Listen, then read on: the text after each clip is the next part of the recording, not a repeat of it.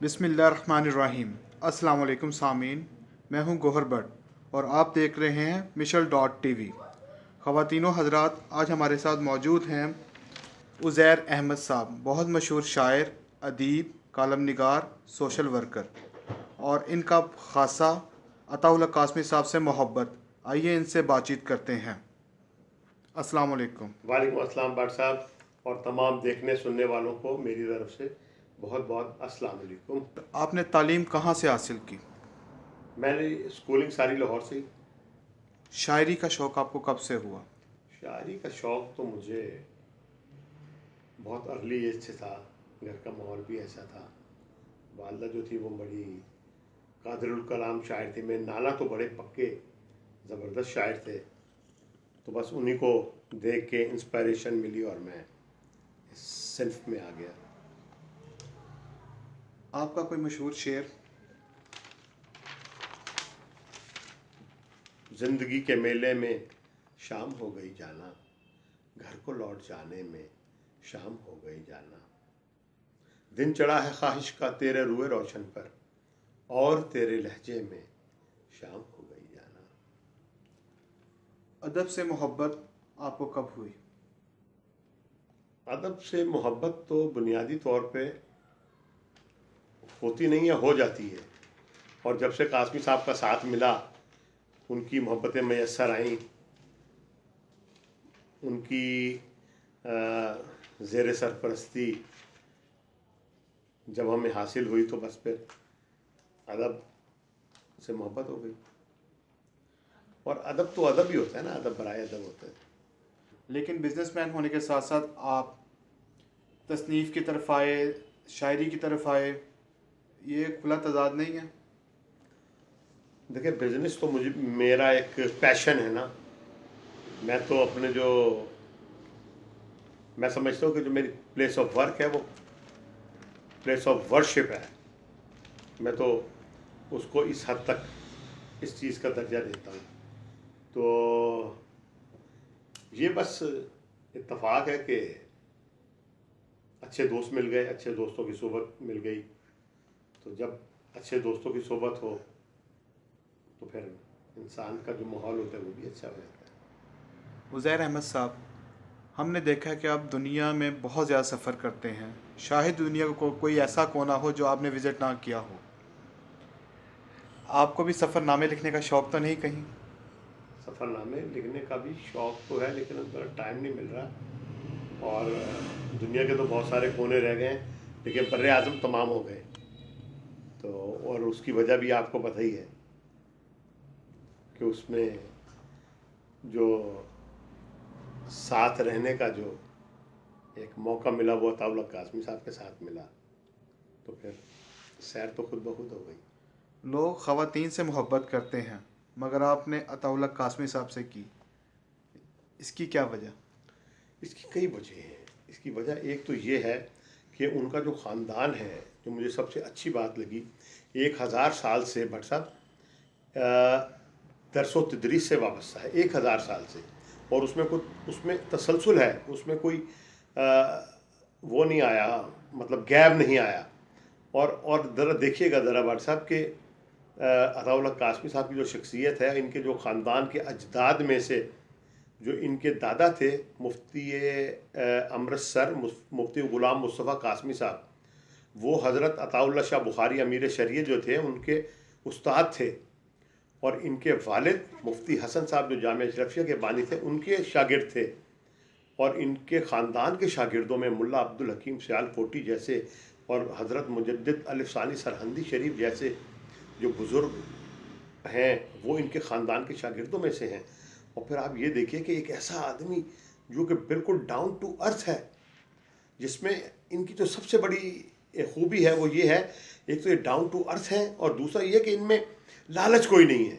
इनमें कनात जो है वो कूट कूट के भरी हुई है। और कासमी साहब अक्सर कहते हैं कि ये जो मुझे कनात है अपने वालिद से विरसे में मिली है। इनके जो वालिद गिरामी थे हज़रत बहाउल हक कासमी साहब रहमतुल्लाह अलैह, वो भी अपने अब यानी कि बहुत बड़े जय्यद आलिम थे। और हज़रत मुफ्ती हसन साहब जामिया अशरफिया वालों के वो शागिर्द थे।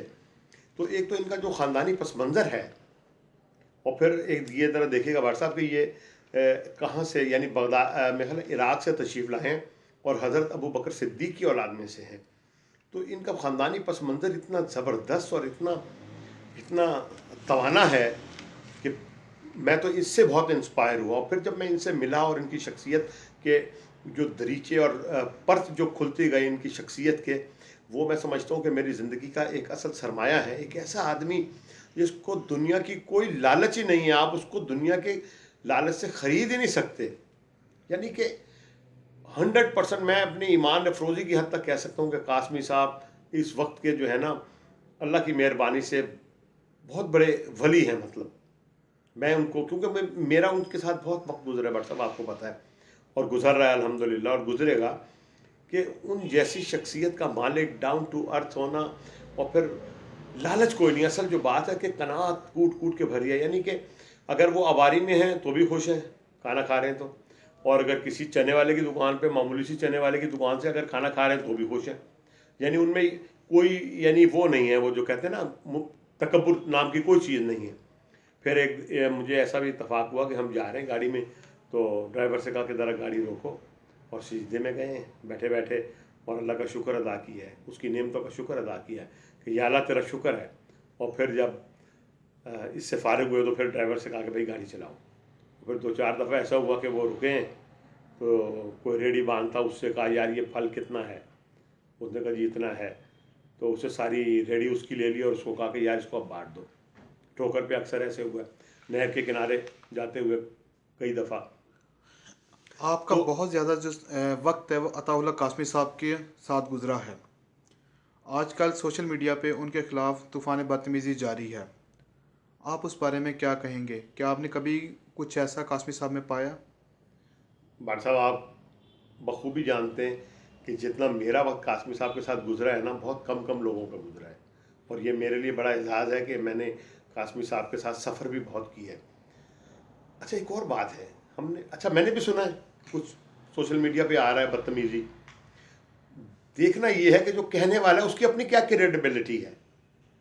अब इस तरह तो मैं आपके मुतालिक कुछ कह दूंगा, आप मेरे मुतालिक कुछ कह देंगे, लेकिन उसकी अपनी क्या हैसियत है। वो जो कहने वाले और करने वाले हैं, उनकी तो अपनी विचारों की कोई क्रेडिबिलिटी नहीं है, कोई हैसियत ही नहीं है।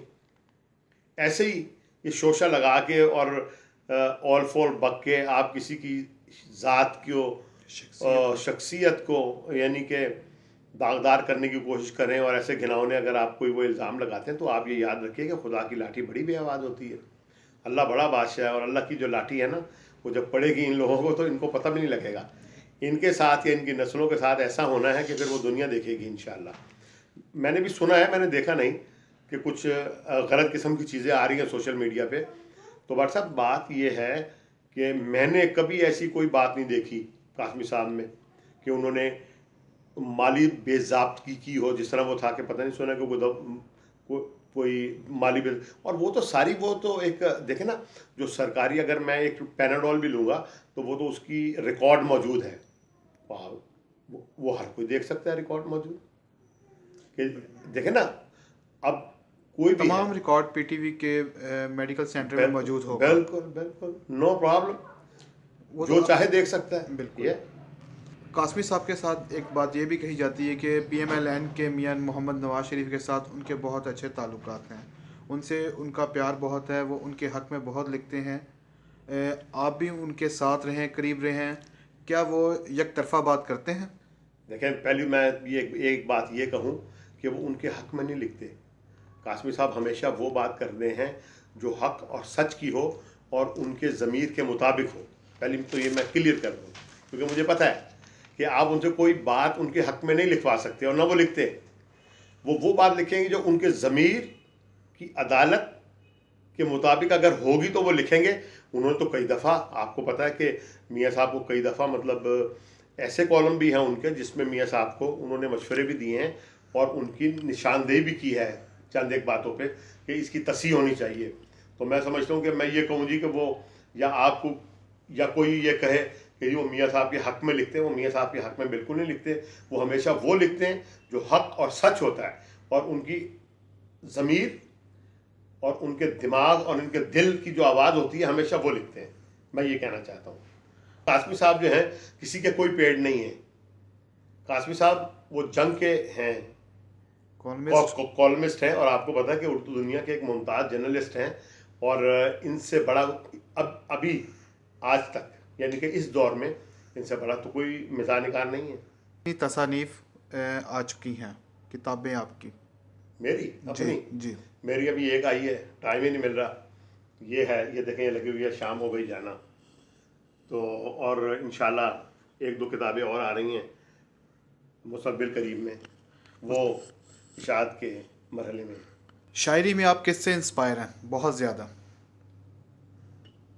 शायरी में किसकी शायरी से आप बहुत ज़्यादा इंस्पायर हैं? मैं कासमी साहब की शायरी से बहुत ज़्यादा इंस्पायर हूँ।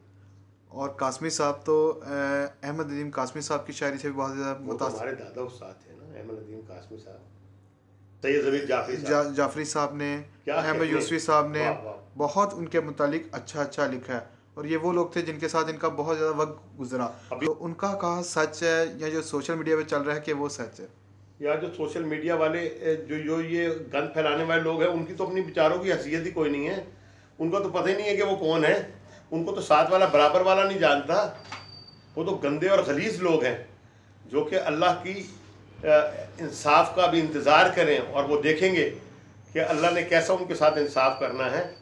ये हज़रत देखे ना, जिस तरह अहमद नदीम कासमी थे और अल्लाह उनको ज़िंदगी दे, मुश्ताक अहमद यूसुफी साहब थे। तो पिछली दफ़ा हम उनके घर गए भी थे, मैं और कासमी साहब। मुश्ताक अहमद यूसुफी साहब यानी कि बीमार थे, लेकिन उन्होंने फिर भी हमें टाइम दिया और मिले। हम उनकी लाइब्रेरी में बैठे, उनके बेडरूम में उनको मिले। अल्लाह ताला उनको सेहत दे, मुश्ताक अहमद यूसुफी साहब को। और ज़मीर जाफरी साहब हैं, कलर मोहम्मद ख़ान हैं, इब्ने इंशा हैं। तो ये वो सब लोग हैं जो कि कलमा खैर कहने वाले हैं कासमी साहब के लिए। और जो कलमा बद कह रहे हैं, उनको तो बेचारों को अपने घर में उनको जूतियाँ पड़ती हैं। उनको अपने घर में जो वो अजनबियों की तरह रहते हैं। इंशाल्लाह आप देखेंगे और दुनिया देखेगी कि ये जो गंद फैलाने वाले लोग हैं, जो शर्री लोग हैं, ये शैतान लोग हैं।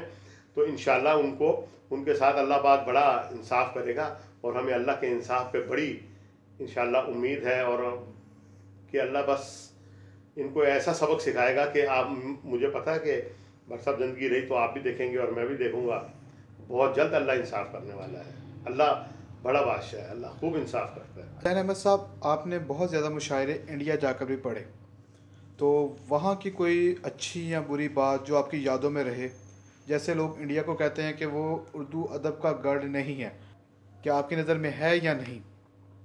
देखिए जी, मरकज़ तो इस वक्त लाहौर ही है अदब का पूरी दुनिया में, ठीक है। और इंडिया में क्या, मैं माशाल्लाह अल्हम्दुलिल्लाह जितना दफ़ा मैं इंडिया गया हूँ, इतनी ही दफ़ा मैं सारी दुनिया में गया हूँ, कासमी साहब के साथ गया हूँ। ये मेरे लिए बड़ी एजाज़ की बात है। तो बस इंडिया में जो मुझे सबसे अच्छी चीज़ लगती है वो ये लगती है कि जब सुबह को 10, 11, 12 बजते हैं, मैं और कासमी साहब केनाट प्लेस जाते हैं दिल्ली में। फिर वो राज कचौरी खाते हैं हल्दीराम की दुकान से, तो बड़ा अच्छा लगता है। फिर वो ज़ाफ़रानी बर्फ़ी होती है, पिस्ते वाली मिठाई होती है और काजू की बर्फ़ी होती है। तो वो वहाँ पे हम खाते पीते हैं। बस ये भी बहुत अच्छा है। और वहाँ के जो लोग हैं वो बड़े प्यार करने वाले लोग हैं, अच्छे लोग हैं और बड़ा पसंद करते हैं कि इस तरह के जो वफूद हैं वो आपस में आएँ और जाएँ। उज़ैर अहमद साहब, शायरी, अदब, दोस्ती, सैर, ट्रैवलिंग आपने बहुत ज़्यादा की, तो इसके साथ साथ लोग खाने के भी शौकीन होते हैं, जैसे अभी आपने ज़िक्र किया। तो सारी दुनिया के तो आपने खाने खाए, लाहौर का खाना आपको कैसा लगता है? भाई क्या कहने, लाहौर लाहौर है। ये एक लाहौर पे ज़रा शेर ज़रा सुनिएगा भाई साहब, किसी का क्या खूब शेर है कि ये जो लाहौर से मोहब्बत है ये किसी और से मोहब्बत है। तो लाहौर लाहौर है। लाहौर जैसे खाबे, लाहौर जैसी खुराक कहाँ मिलती है। कासमी साहब एम्बेसडर रहे, उसके अलावा उनके ऊपर जिम्मेदारी थी अलहमरा आर्ट्स काउंसिल, जिसको ज़मीन से उठा के कहा जाता है आसमान तक वो ले गए। तो आपके ख्याल में क्या उन्होंने ऐसा किया? देखिए, मेरे क्या ख्याल में ये तो दुनिया जानती है। और इंतज़ार हुसैन ने क्या कहा था कि अल्लाह बख्शे कि अलहमरा एक बहुत मरा हुआ घोड़ा था जिसमें कासमी साहब ने आके रूह फूंक दी।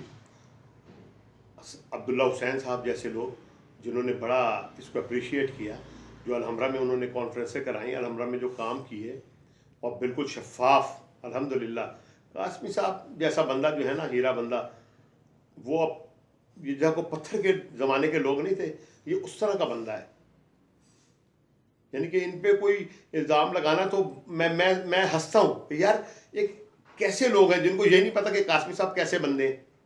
वो कह रहे हैं जी कि वो कोई भी बात कर रहे हैं, तो मुझे पता है पहले, यानी कि वो इतने नाबलद हैं, इतने नावाकिफ लोग हैं, उनको ये नहीं पता कि हम जो इल्ज़ाम लगा रहे हैं वो किस कैलिबर के बंदे पे लगा रहे हैं और क्या लगा रहे हैं, क्या उस पर फिट भी बैठता ही है या नहीं।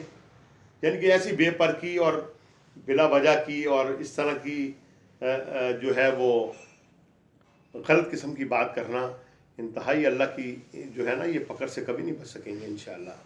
और अल्लाह ताला हम सबका हामी और नासिर हो। अल्लाह पाक कासमी साहब को सेहत दे, तंदुरुस्ती दे, उनका साया हमारे पे सलामत रखे। मैं यानी इंतहाई वसूख से और इंतहाई ज़िम्मेदारी से ये कह रहा हूँ कि ये जिन्होंने भी ये कांटे लगाए हैं वो खुद ही इसकी जद में आएंगे और इंशाअल्लाह वो दिन दूर नहीं जब सारी दुनिया देखेगी। पता चला है कि आप एक कैंपेन शुरू कर रहे हैं कासमी साहब के मुखालिफिन के ख़िलाफ़, जो ये मनफी प्रोपेगेंडा उनके ख़िलाफ़ कर रहे हैं। क्या ये बात सच है? बिल्कुल सच है इंशाअल्लाह। बट साहब मैंने आप भी उनके चाहने वालों में से हैं और हम सब मिलके ये काम करेंगे। बहुत बहुत शुक्रिया उज़ैर अहमद साहब, आपका हमारे पास आना, हमसे बातचीत करना, अपने दिल के इजहार करना, बहुत बहुत शुक्रिया आपका। वो कहते हैं ना कि दुश्मन होशियार बाश। Thank you. Thank you.